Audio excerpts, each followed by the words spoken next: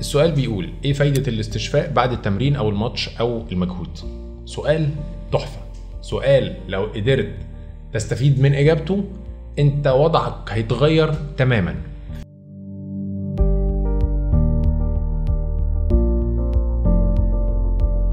من المواضيع اللي ناس كتيرة ولاعبين كتير بيهملوها لان هما بالنسبة لهم فايدتها مش واضحة. السؤال بيقول ايه فايدة الاستشفاء بعد التمرين او الماتش او المجهود؟ سؤال تحفة، سؤال لو قدرت تستفيد من اجابته انت وضعك هيتغير تماما.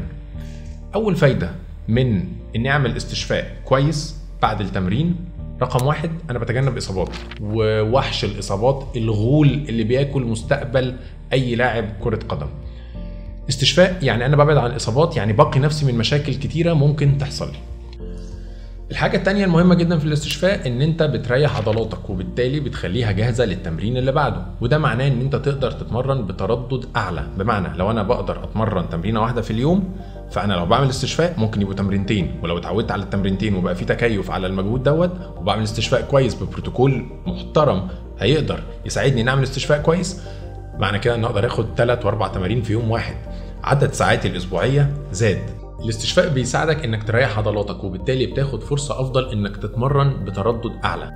الحاجة الثالثة الكويسة جدا ومفيدة جدا في موضوع الاستشفاء هي انك بتدخلك التمرين في حالة جيدة، في حالة تقدر تطلع اداء في الملعب. انا ممكن اتمرن بس التمرينة ضعيفة جدا ملهاش اي لازمة فانا ما استفدتش حاجة، لكن لما اكون نازل التمرين باداء عالي ده بيضيف لي، ده هنا ابتدي اتطور وهنا يبتدي يحصل تحسن في مستواي. ادائي في التمرين مرتبط ارتباط مهم جدا باني استفيد من التمرينه ديت. مش كل تمرينه بنخشها بنطلع منها مستفيدين، لازم اخش كويس يحصل اجهاد بدني معين علشان اقدر استفيد من التمرين ده.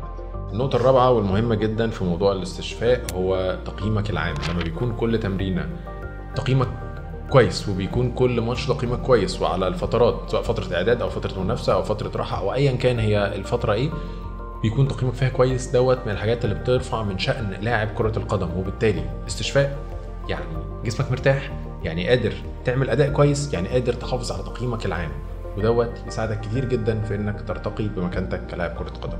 اهتم بالاستشفاء على قد ما تقدر وخليه من اساسيات يومك ومن اساسيات برنامجك التدريبي. بالتوفيق لكم جميعا، وافتكر ان دايما في احسن ودايما في طرق كتيرة تخليك افضل مما انت عليه. شكرا.